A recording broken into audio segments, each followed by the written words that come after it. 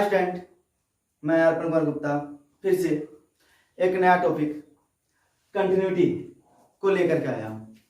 आज हम लोग कंटिन्यूटी को समझेंगे और कंटिन्यूटी को इस तरह समझेंगे कि इसका प्रॉब्लम जो भी है वो मौखिक बनेगा, बोल के बनेगा, बिना पेन बिना पेपर को छुए हुए बनेगा। लेकिन बनेगा तभी जब आप वीडियो को लास्ट तक देखेंगे, वीडियो में आप लास्ट तक बनेंगे। ये मेरा गारंटी है कि आज तक आप ऐसा रूल को नहीं देखे होंगे जो आप मौखिक बनाते हो कंटिन्यूटी को। तो आइए हम लोग कंटिन्यूटी को देखेंगे, समय को बर्बाद नहीं करेंगे। लेकिन अगर समझ में आ जाए ना, अगर मौखिक बनने लगे ना, तो इस वीडियो को इतना वायरल कीजिए, फेसबुक, इंस्टाग्राम, व्हाट्सएप सभी जगह फैला दीजिए। अगर आपसे मौखिक बनने लगे और इससे ज्यादा इजी आपको कहीं नहीं लगे तो ठीक है। चलिए हम लोग समझाते हैं कि सबसे पहले कंटिन्यूटी को लेकर के कि कंटिन्यूटी क्या है। कंटिन्यूटी जो है ना वो कंटिन्यूअस वर्ड से मिलकर गया है। कंटिन्यूअस का मतलब समझते होंगे, लगातार। कंटिन्यूअस का मतलब क्या? लगातार। बोलता है क्या? अगर सिंपल वे में समझते हैं, ठीक है, सिंपल वे में समझते हैं कि अगर हमारा कोई ग्राफ लगातार हो, अगर हमारा कोई ग्राफ लगातार हो, किसी भी पॉइंट में ये ग्राफ ब्रेक नहीं करता हो, तो इसे क्या बोलेंगे? कंटिन्यूअस ग्राफ, जो चलता गया है।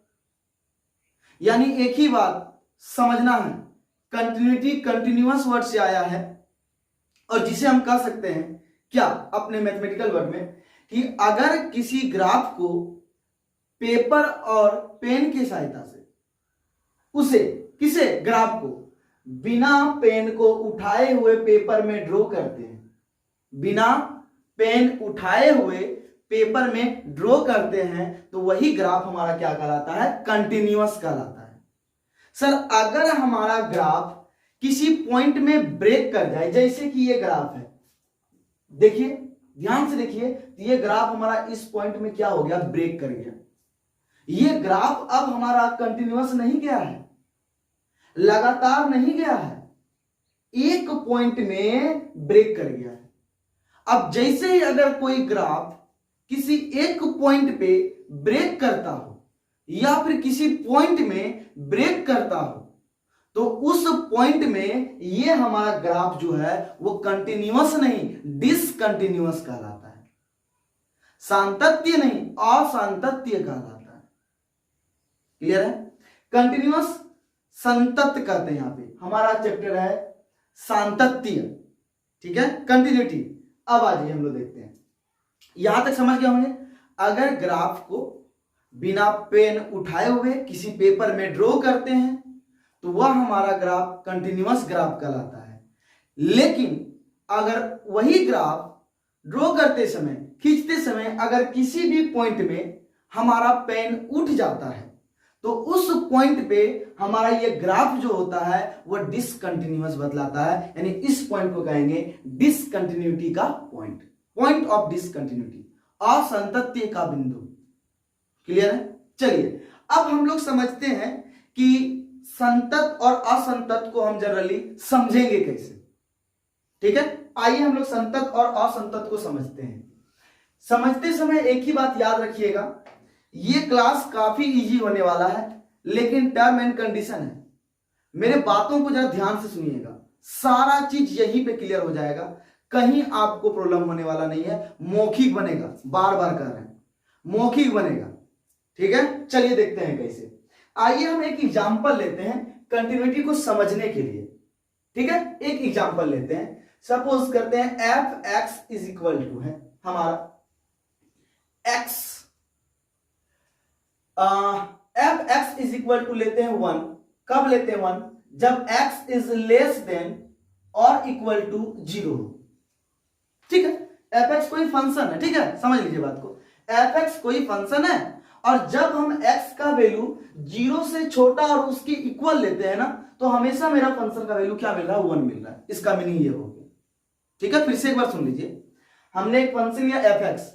इस फंक्शन fx में हम x का वैल्यू जब जब जीरो से छोटा या जीरो के बराबर लेस देन और इक्वल टू जीरो पुट करते हैं तभी हमें वैल्यू क्या मिलता है, ओनली 1 मिलता है, केवल हमें 1 ही मिलता है वैल्यू। समझ गए यहां तक? आइए अब लेते हैं कि हमें 2 मिलता है, कब मिलता है, जब x का वैल्यू ग्रेटर देन 0। अब फिर से बात समझिए, जब हम फंक्शन में x का वैल्यू 0 से बढ़ा लेते हैं, किससे बढ़ा लेते हैं, 0 से बढ़ा लेते हैं, यानी ग्रेटर देन 0 लेते हैं, तभी हमारा फंक्शन का वैल्यू केवल क्या मिलता है, 2 मिलता है। एक बार फिर से पूरे इस फंक्शन को समझते हैं, क्या कहता है ये फंक्शन। कहता है कि जब हम x का वैल्यू 0 से छोटा, क्या 0 से छोटा और 0 के बराबर लेते हैं, हमें उस कंडीशन में हमेशा फंक्शन का वैल्यू 1 मिलता है। और जब जब हम x का वैल्यू 0 से बढ़ा लेते हैं, जब जब हम x का वैल्यू 0 से बढ़ा लेते हैं, तो हमें fx का वैल्यू यानी फंक्शन का वैल्यू 2 मिलता है। यहां तक क्लियर हो गया? सर इसको कंटिन्यूटी से क्या वास्ता है, आइए देखते हैं हम लोग, इसको ग्राफ से समझते हैं, बहुत अच्छी तरह से समझ में आएगा। चलिए एक नंबर सिस्टम बनाते हैं। ये देखिए, ये हमारा x एक्सिस, ये हमारा y एक्सिस, ये x डैश और ये y डैश। ठीक है यहां तक? आइए देखते हैं जरा सा। x का वैल्यू ये तो हमारा यहां पे 0 हो जाएगा, 1 2 3, ठीक है, -1 -2 -3, 1 2 3, इधर लेते हैं -1 -2 -3। अब इसको समझते हैं क्या कहा गया है। चलिए हम एक साइन ग्राफ खींचते हैं यहां पे, और हम लोग देखते हैं कि ये हमारा जो फंक्शन है ये कंटिन्यूअस है या डिसकंटिन्यूअस है। एक ही बात, कंटिन्यूअस तभी होगा जब हम ग्राफ को बिना पेन उठाए पेपर में ड्रॉ करते हैं। ठीक है, अभी सपोज किए ये हमारा पेपर है, ये आपको दिख रहा है व्हाइट बोर्ड, ये हमारा क्या सपोज करते हैं, ये हमारा पेपर है और पेन तो हमारे हाथ में है। ठीक, चलिए यहां पे देखते हैं। यहां से देखने के बाद अब हम लोग कंडीशन को ढूंढते हैं, क्या कहता है, देखिए ध्यान से जरा सा। बोलता है कि इस फंक्शन में हम x का वैल्यू हम जब जब 0 से छोटा और इसके उसके इक्वल लेते हैं, यानी कि लेस देन और इक्वल टू 0 लेते हैं। देखिए ध्यान से, x का वैल्यू, किसका वैल्यू, x का वैल्यू जब जब हम लेस देन और इक्वल टू 0 लेते हैं तो fx का वैल्यू हमें क्या मिलता है, 1, यानी फंक्शन का वैल्यू क्या मिलता है, 1। और fx को हम लोग क्या कहते हैं, y, यानी कि y का वैल्यू क्या मिल रहा है, 1। कब मिल रहा है 1, जरा ध्यान से देखिएगा हल्का सा। जब जब हम x का वैल्यू, देखिए y एक्सिस में x इज इक्वल टू 0 होता है और x एक्सिस पे y इज इक्वल टू 0 होता है।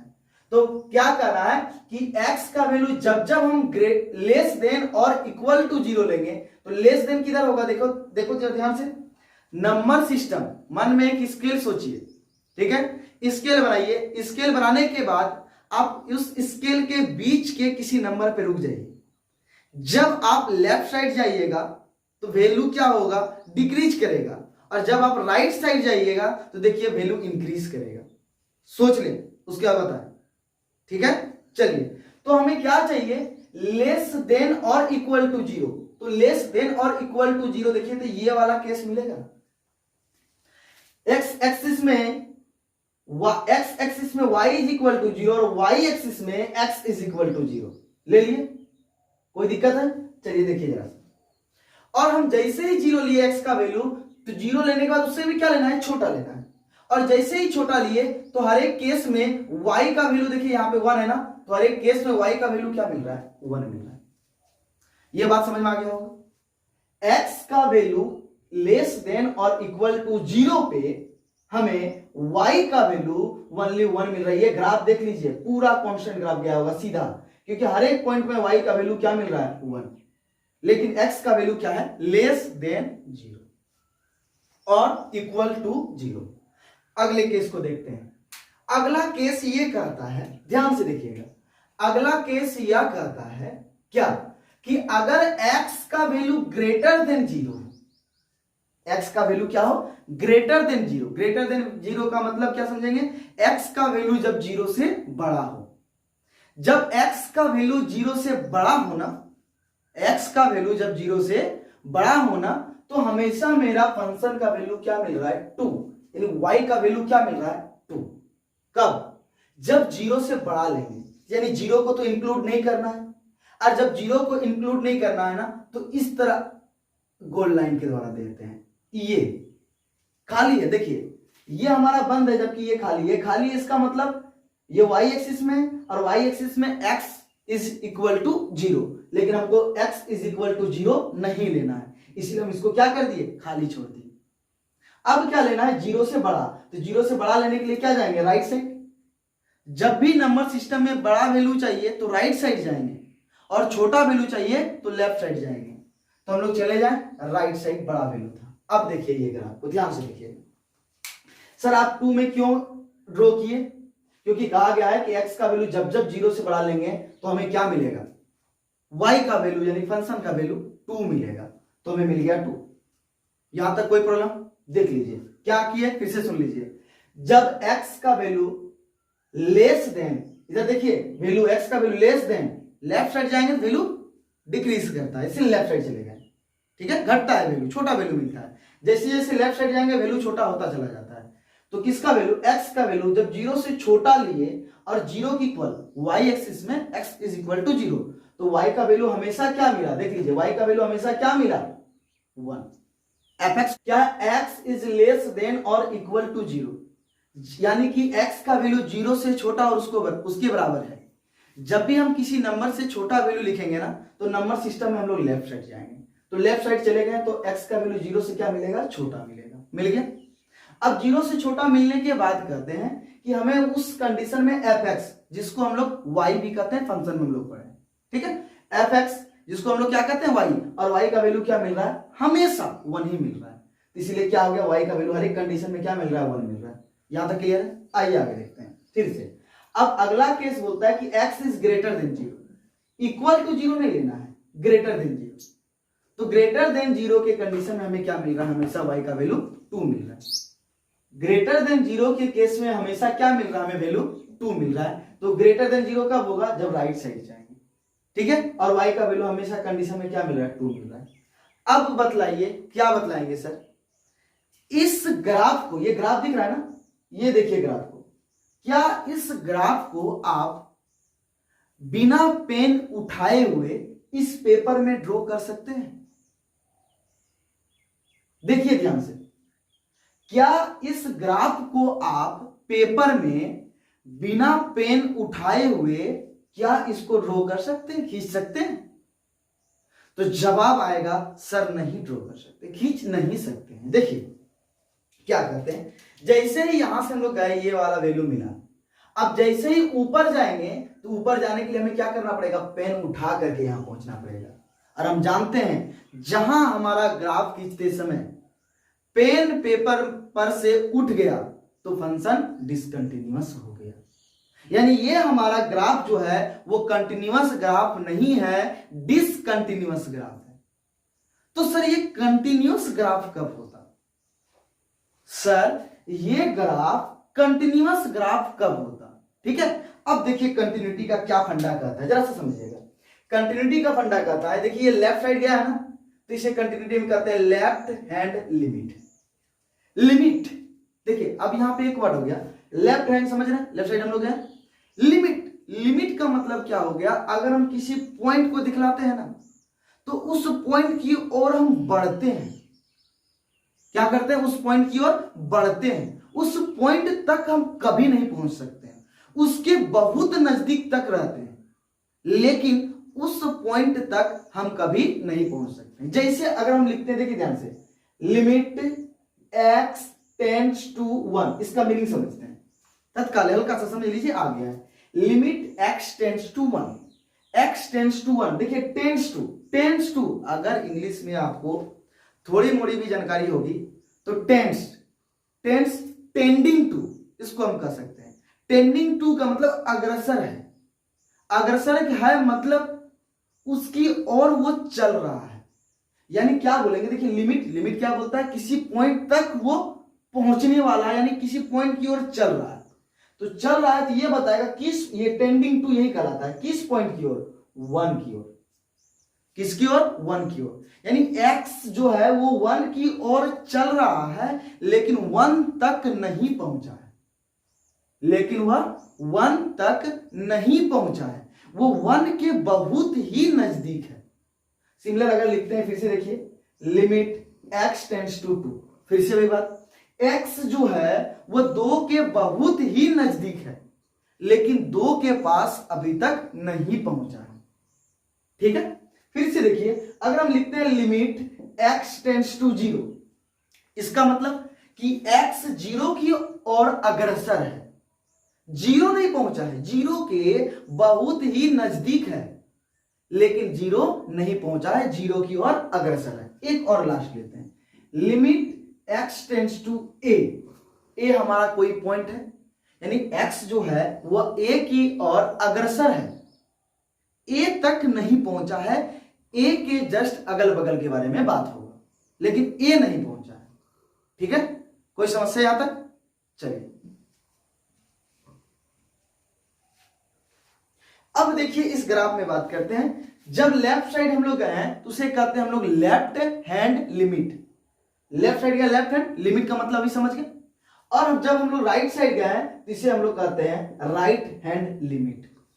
क्या कहते हैं? लेफ्ट हैंड लिमिट इसे कहते हैं और इसे कहते हैं राइट हैंड लिमिट। यानी यहां पे देखिए केस क्या है, हमारा लेफ्ट हैंड लिमिट और राइट हैंड लिमिट इक्वल नहीं है।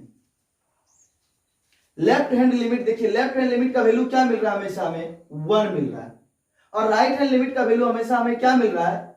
2 मिल रहा है। दोनों इक्वल है क्या? नहीं है। यानी दोनों इक्वल नहीं है तो फंक्शन क्या हो गया? डिसकंटिन्यूअस।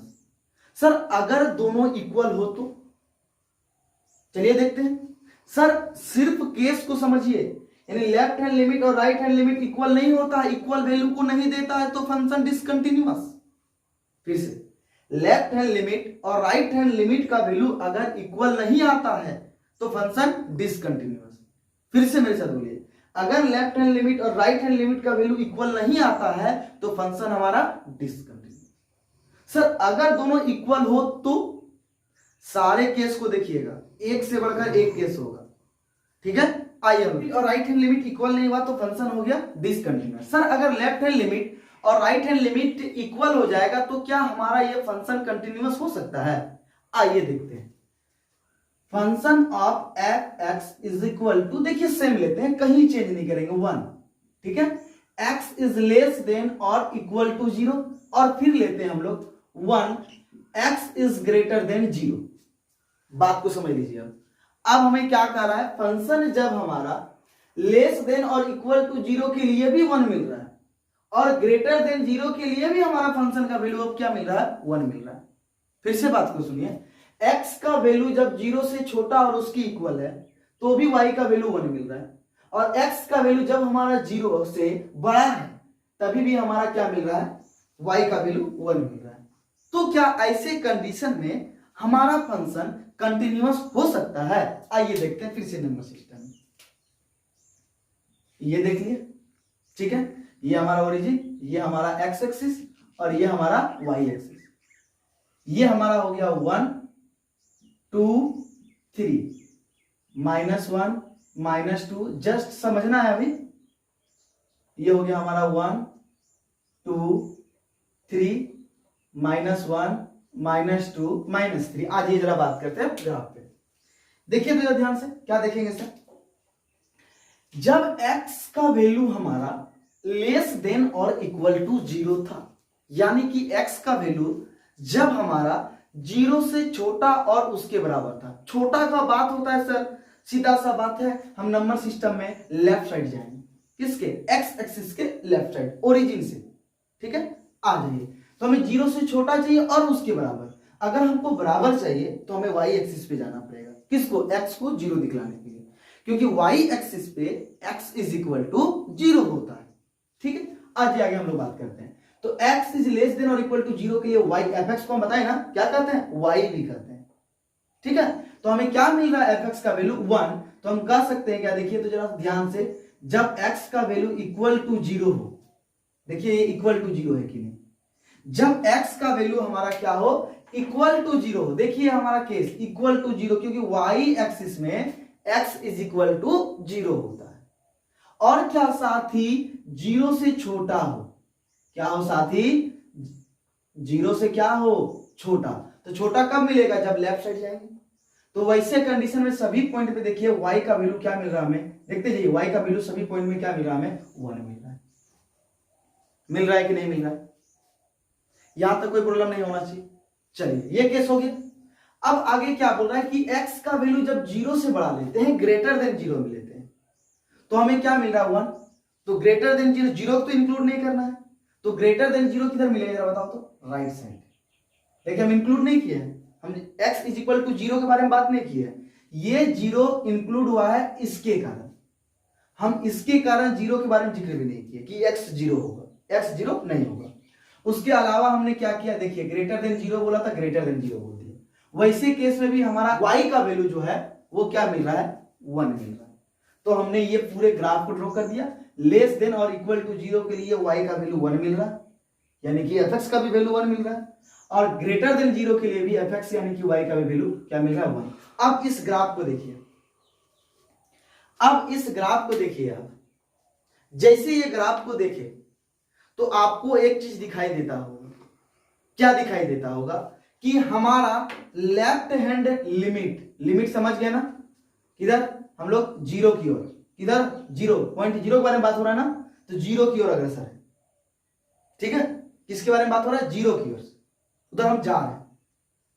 लेफ्ट साइड गया तो लेफ्ट हैंड लिमिट, और राइट साइड गया तो राइट हैंड लिमिट, हो गया। अब बात करते हैं इस ग्राफ को। क्या इस ग्राफ को हम बिना पेन उठाए हुए ड्रॉ कर सकते हैं, खींच सकते हैं? क्या इस ग्राफ को हम बिना पेन उठाए हुए पेपर में खींच सकते हैं? एकदम देख लीजिए, कहीं कोई आवश्यकता नहीं है, सीधा पेन चला गया, गया या नहीं गया। तो ये फंक्शन हमारा क्या हो गया, कंटिन्यूअस। ये फंक्शन क्या हो गया हमारा, कंटिन्यूअस।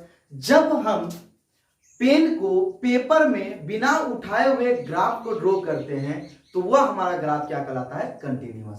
तो यहां पे हम क्या बोलेंगे, L H L is equal to R H L, फलन यहां पे हमारा क्या हो गया, कंटिन्यूअस। क्योंकि ग्राफ को यानी कि एक चीज समझना है, जब लेफ्ट हैंड लिमिट और राइट हैंड लिमिट इक्वल हो तो फंक्शन हमारा क्या होगा, कंटिन्यूअस होगा। ये देखिए हमें अभी भी यहां पे शक हो रहा है, क्या ये कंडीशन सही है?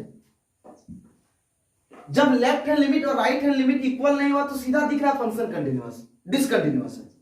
अब यहां लेफ्ट हैंड लिमिट और राइट हैंड लिमिट दिखाई दिया तो सीधा बोले फंक्शन कंटिन्यूअस है, लेकिन हमें यहां पे शक है, क्या यह केस हमेशा सही है कि लेफ्ट हैंड लिमिट और राइट हैंड लिमिट इक्वल हो जाए हर केस में तो क्या वो कंटिन्यूअस होगा?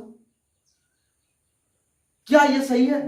आइए फिर छोटा सा एग्जांपल लेकर के देखते हैं। देखिए छोटा सा एग्जांपल लेकर के, आइए इसको साफ करते हैं। आप लोग सभी एग्जांपल को देखिए एक साइड से। एक ही चीज सबसे पहला चीज याद रखना, इसको साफ करने से पहले बता दें, अगर लेफ्ट हैंड लिमिट और राइट हैंड लिमिट इक्वल नहीं होता है, पहला केस नंबर फर्स्ट इसे याद रखिएगा, डिसकंटिन्यूअस, असंतत के लिए, असंतत के लिए, ठीक है, फॉर डिसकंटिन्यूटी के लिए। तो क्या हो जाएगा, left hand limit is not equal to right hand limit, ये आ गया। इसको साफ करते हैं, क्लियर है ना।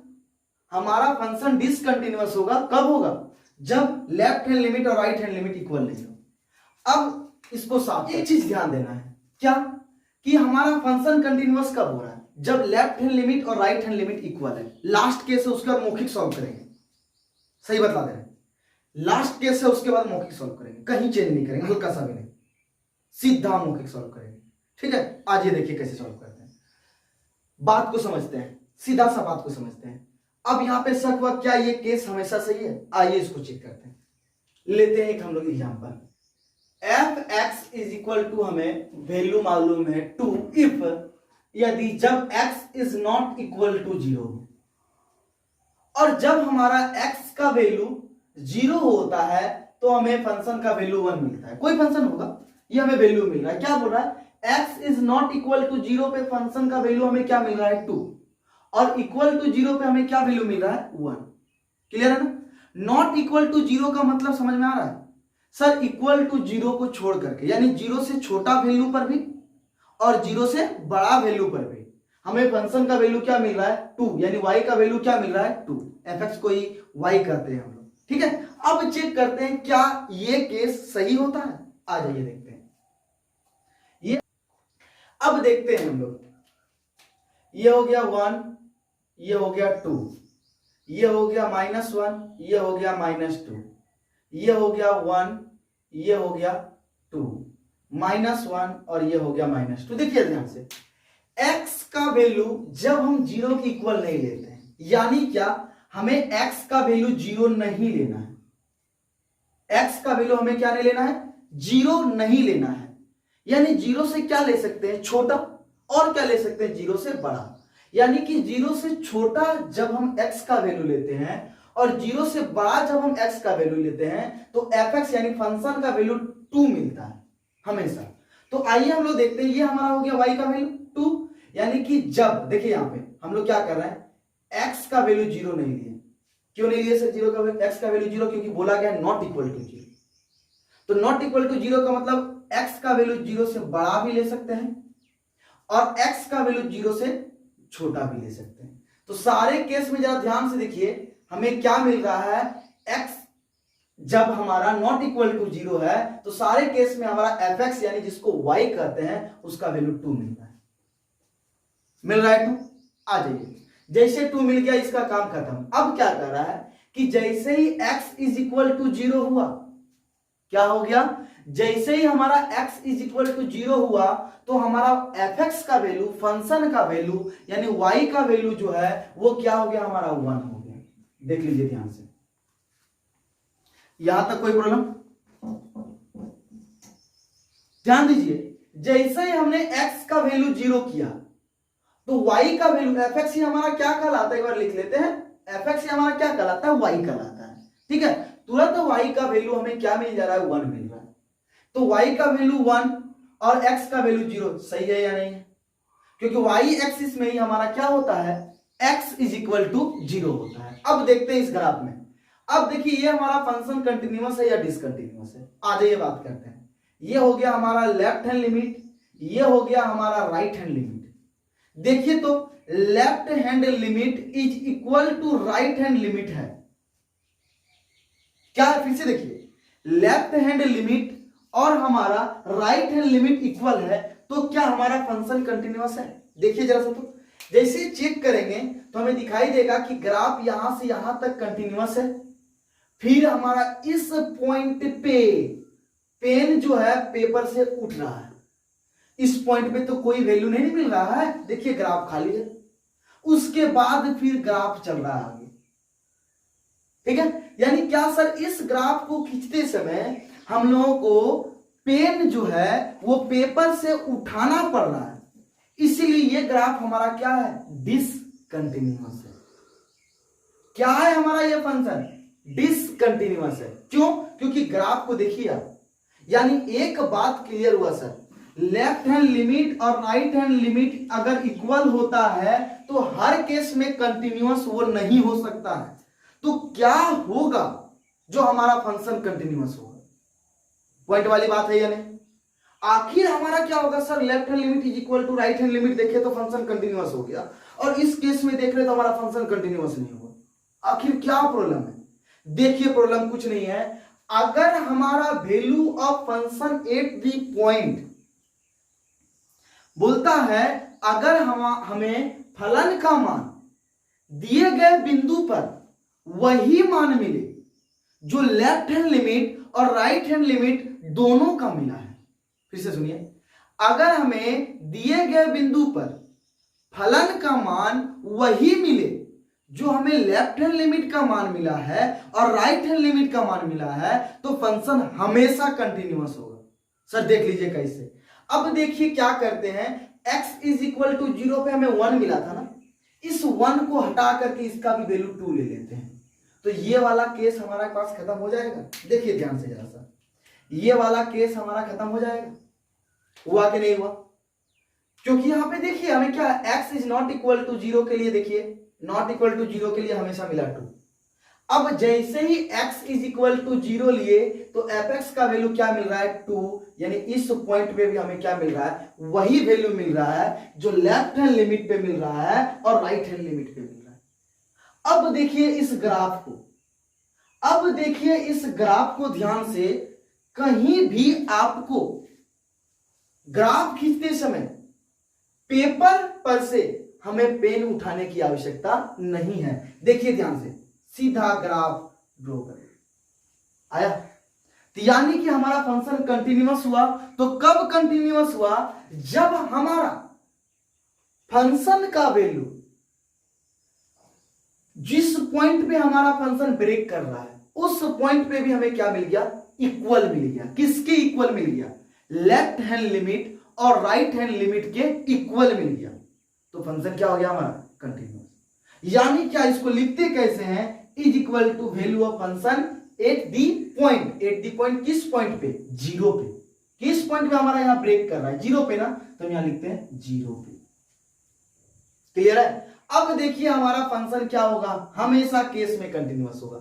यहां भी चेक करें तो देखिए लेफ्ट हैंड लिमिट ये हमारा, राइट हैंड लिमिट ये वाला, और हम लोग एट दी पॉइंट, इस पॉइंट पे देखिए 0 पे, 0 पे ब्रेक कर रहा है ना, तो 0 पे भी वही मान है जो मान हमारा लेफ्ट हैंड लिमिट और राइट हैंड लिमिट पे है। यानी एक चीज छिपा हुआ था, क्या सर, कि लेफ्ट हैंड लिमिट और राइट हैंड लिमिट को केवल इक्वल होने से फंक्शन कंटिन्यूअस नहीं हो सकता है। लेफ्ट हैंड लिमिट और राइट हैंड लिमिट के तो इक्वल होने के साथ साथ जिस पॉइंट में हमारा फंक्शन ब्रेक कर रहा है उस पॉइंट पे भी फंक्शन का मान सेम होना चाहिए। फिर से एक बार, लेफ्ट हैंड लिमिट और राइट हैंड लिमिट के मान को इक्वल होने से कुछ नहीं होने वाला है जब तक कि left hand limit, right hand limit और जिस पॉइंट पे फंक्शन हमारा ब्रेक कर रहा है उस तीनों पॉइंट पे हमारा फंक्शन का मान इक्वल ना हो जाए। क्लियर है। तो हमें फंक्शन को कंटिन्यूअस होने के लिए क्या होना पड़ता है, left hand limit is equal to right hand limit is equal to value of function at the point बोलेंगे। सर 0 को आप पॉइंट क्यों बोल रहे हैं, अरे हम लोग यहाँ पे 0 लिए हैं तो वहां पे 0 लिखे। 0 होना हमेशा यही बात है क्या, 1 भी तो हो सकता है, 0 के अलावा 1 भी तो हो सकता है, 2 भी तो हो सकता है, 3 भी तो हो सकता है, कोई भी पॉइंट हो सकता है। कोई भी पॉइंट पे हमारा फंक्शन ब्रेक कर सकता है, कर सकता है ना। तो आइए हम लोग इसको कैसे देखते हैं, इसको लिखना चाहते हैं लिख लें, ठीक है। आइए सीधा सवाल,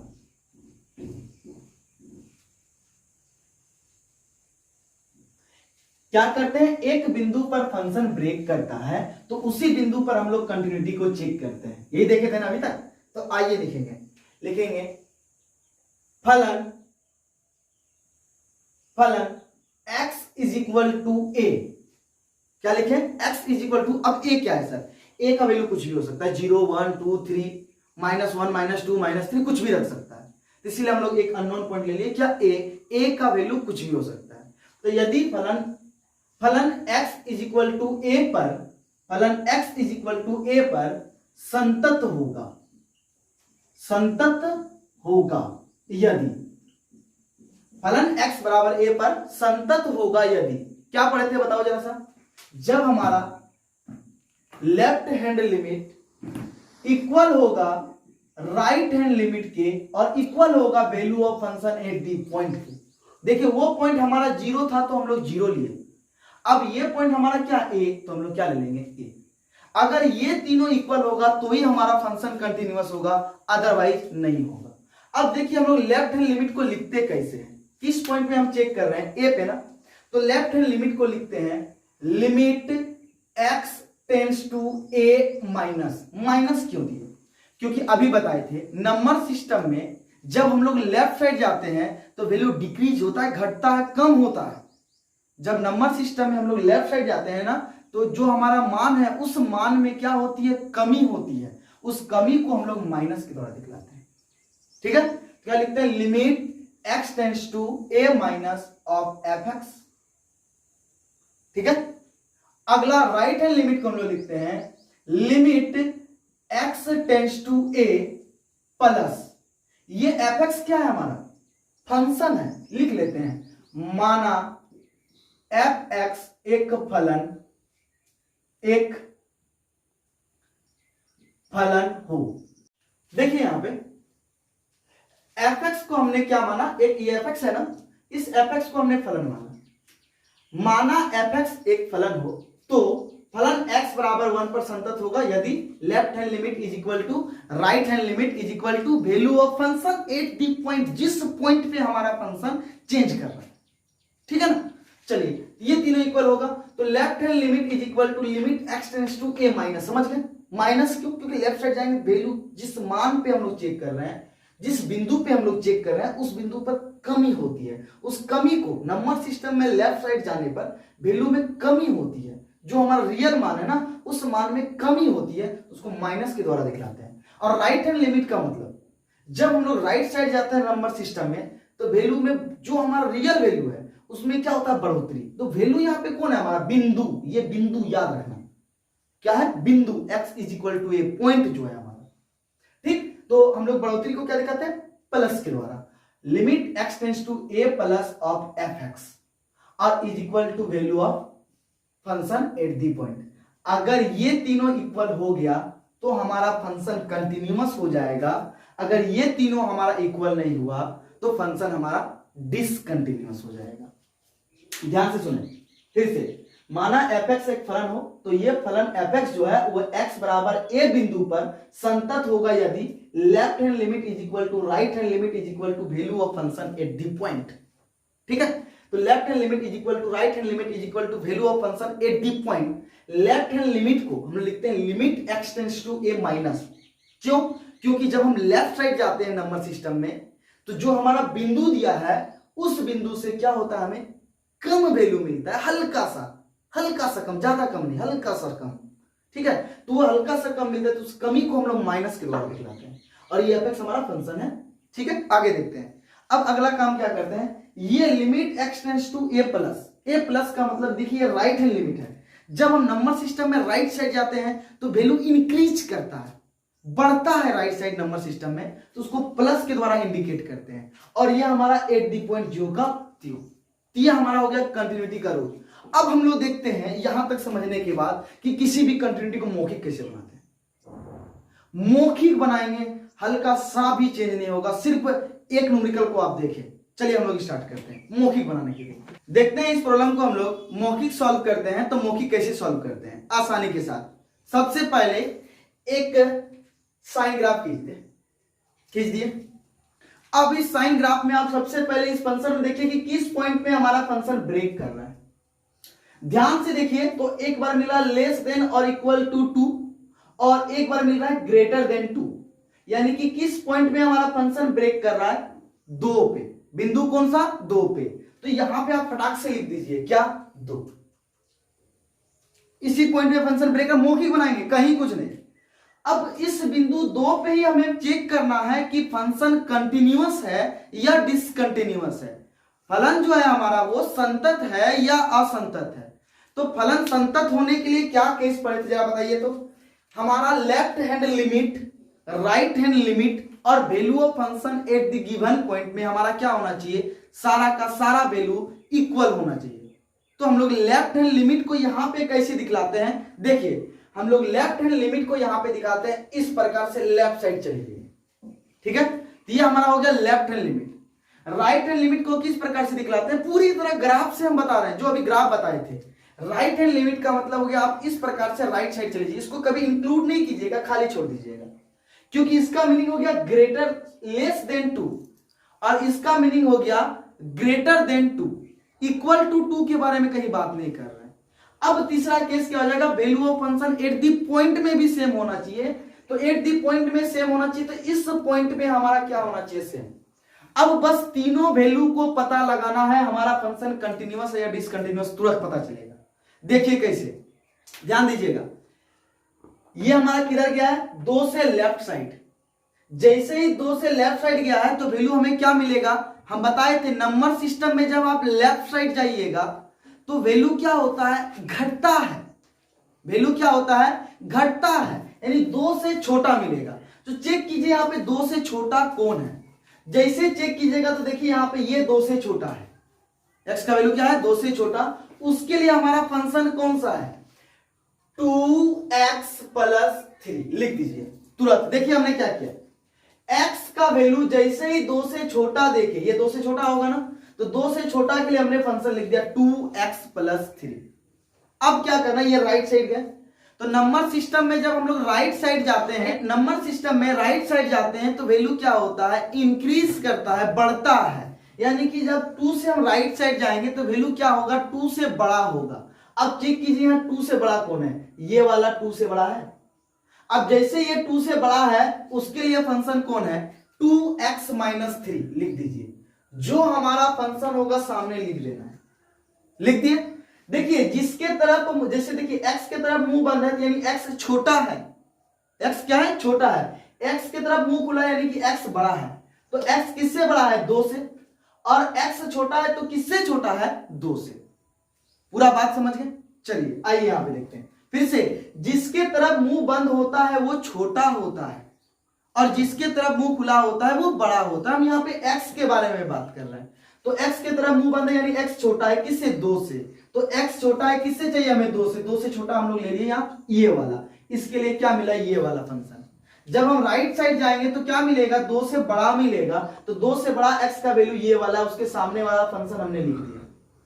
अब लिखने के बाद क्या चाहिए, देखिए 80 पॉइंट यानी 2 पे ही हमें चाहिए, 2 पे चाहिए यानी x का वैल्यू हमें 2 के इक्वल चाहिए। पता कीजिए x का वैल्यू 2 के इक्वल कहां है, x का वैल्यू 2 के इक्वल, देखिए ये इक्वल का साइन है ये वाला, यानी x का वैल्यू 2 के इक्वल यहां पे है। तो x का वैल्यू जब 2 के इक्वल ये वाला है तो उसके लिए फंक्शन कौन है 2x प्लस 3। ये पता कर लिए। अब जैसे ये पता कर लिए तो आपको सीधा पता चलेगा कि फंक्शन कंटिन्यूअस है या डिसकंटिन्यूअस। देखिए ध्यान से, अब कुछ नहीं करना है, जो हमारा बिंदु था उस बिंदु को left hand limit, right hand limit और value of function at the point में तीनों के लिए जो फंक्शन मिला है वो तीनों को आप पुट कर दें। उस तीनों में क्या करेंगे हम लोग पुट कर देंगे, किसको पुट करेंगे x के वैल्यू को। तो आइए x के वैल्यू को पुट करते हैं और देखते हैं क्या मिलता है। जैसे x के वैल्यू को पुट करेंगे तो x के जगह पे क्या रखेंगे 2, तो 2 into 2 plus 3 is equal to क्या मिल गया 7। फर्स्ट टाइम है, जरा ध्यान से देखिएगा, हमने क्या किया 2 पे कंटिन्यूटी को चेक कर रहे थे ना, तो x के स्थान पे हमने क्या पुट कर दिया 2। क्लियर है। अब आगे बात करते हैं फिर से, अब राइट हैंड लिमिट में पुट करते हैं, तो 2 into 2 minus 3 is equal to 1। अब ध्यान देखें हमारा कंटिन्यूटी का रूल क्या था, लेफ्ट हैंड लिमिट और राइट हैंड लिमिट और value of function at the point तीनों में इक्वल होना चाहिए।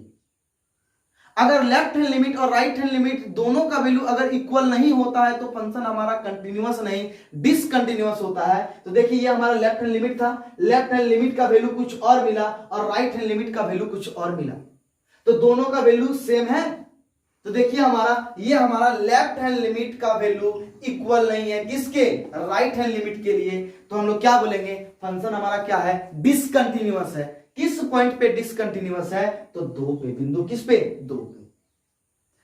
ठीक है, चलिए हम लोग देखते हैं अगले प्रॉब्लम को। देखिए हम लोग देखते हैं अगले प्रॉब्लम को, तो किस पॉइंट में चेंज कर रहा है हमारा फंक्शन 1 पे। तुरंत साइन ग्राफ कीजिए, किस पॉइंट पे चेंज कर रहा है 1 पे, लिख दीजिए 1। अब इस पॉइंट 1 में हमें कंटिन्यूटी को चेक करना है, तो कंटिन्यूटी को चेक करने के लिए हमें क्या क्या चाहिए, लेफ्ट हैंड लिमिट जो लेफ्ट साइड गया, राइट हैंड लिमिट जो हमें राइट साइड गया, और value of function at the point. हो गया ना।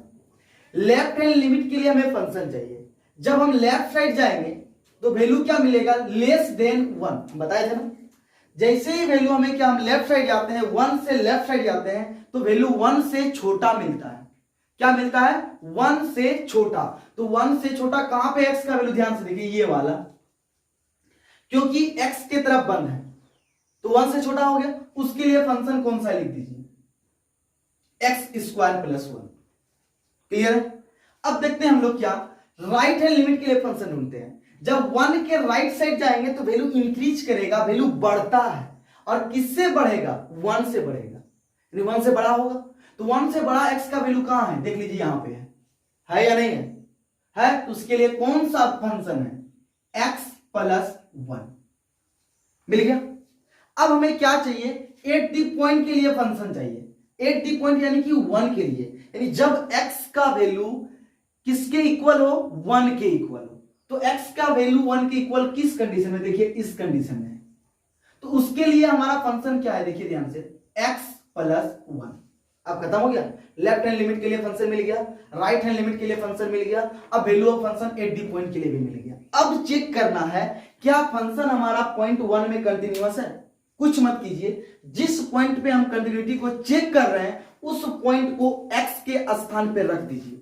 तो क्या मिलेगा जरा बतलाइए तो ध्यान से। जैसे x के स्थान पर रखेंगे तो 1 पे चेक करें तो 1 का square plus 1 is equal to 2। फिर से बताइए क्या मिलेगा, 1 प्लस 1 इज इक्वल टू 2, क्योंकि x के स्थान पे हम लोग क्या रख रहे हैं 1, क्योंकि 1 पे चेक कर रहे हैं। चलिए अब फिर से रखिए x के स्थान पे 1 प्लस 1 इज इक्वल टू 2। जरा ध्यान से देखिए, लेफ्ट हैंड लिमिट और राइट हैंड लिमिट और value of function at the point, किस पॉइंट पे यहाँ पे है, 1 पे, 1 पे, एट दी पॉइंट, तीनों का वैल्यू क्या मिल गया, इक्वल। तो फंक्शन हमारा क्या हो गया, कंटिन्यूअस। देखिए इजी बन रहा है नहीं। याद रखिएगा, अगर आप किसी भी इंजीनियरिंग का एग्जाम देने जाते हैं और मैथ्स का अगर कंटिन्यूटी का न्यूमेरिकल आएगा तो आप मौखिक सॉल्व कीजिएगा, ठीक है। आइए हम लोग अगले एग्जांपल को देखते हैं।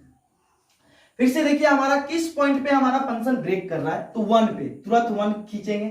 कंटिन्यूटी को चेक करने के लिए हमें क्या क्या चाहिए, लेफ्ट हैंड लिमिट, क्या चाहिए, राइट हैंड लिमिट, क्या चाहिए, value of function at the point. जब हम लेफ्ट साइड जाएंगे 1 के तो हमें क्या मिलेगा, x का वैल्यू 1 से छोटा, लेस देन 1। तो लेस देन 1 हमारा कहां है, ये वाला केस। इसके लिए कौन सा फंक्शन है, देख लीजिए, x to the power 10 minus 1। अब जब 1 के हम राइट साइड जाएंगे तो क्या मिलेगा, आइए हम लोग देखते हैं अगला प्रॉब्लम, जिसे फिर से मौखिक बतलाना है कि ये हमारा जो फंक्शन है वो कंटिन्यूअस है या फिर नहीं है। तो सबसे पहले चेक कीजिए कि फंक्शन हमारा किस पॉइंट पे ब्रेक कर रहा है। तो वह पॉइंट हमारा क्या है, 1।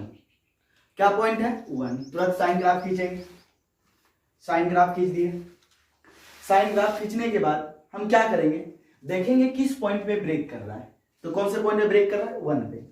तुरंत इस साइन ग्राफ में हमें क्या दिखाना है, 1 दिखलाना है। 1 दिखला दिए।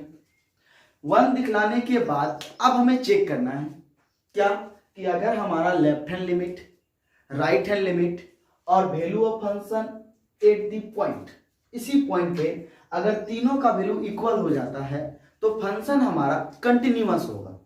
फंक्शन क्या होगा, हमारा कंटिन्यूअस होगा। तो आइए हम लोग चेक करते हैं। तो सबसे पहले क्या, लेफ्ट हैंड लिमिट। तो लेफ्ट हैंड लिमिट का मतलब क्या, लेफ्ट साइड जाना है। ये हम लोग लेफ्ट साइड चले गए, ठीक है। याद रहे क्या कि इस 1 लेफ्ट हैंड लिमिट जाएंगे तो 1 को इंक्लूड नहीं करना है, देखिए यहाँ पे खाली है, ठीक। सिमिलर अब क्या चेक करना पड़ता है हम लोग को, राइट हैंड लिमिट लिख दिया, राइट साइड चले जाना है। और value of function at the point, at the point means 1 में ही रहना है। ये हमने 1 में चला गया।